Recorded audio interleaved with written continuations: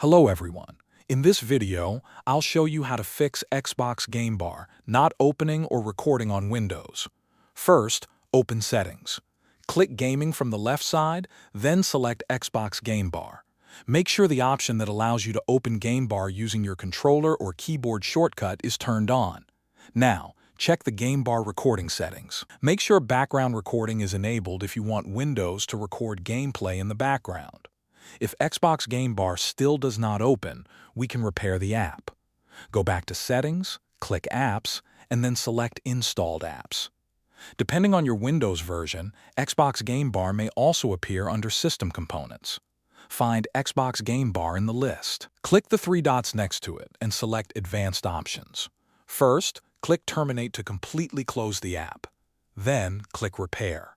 Windows will repair the app without removing its data. If that does not work, you can come back to the same Windows and try resetting the app. This will remove any saved data. Try opening the Game Bar after that. Thanks for watching.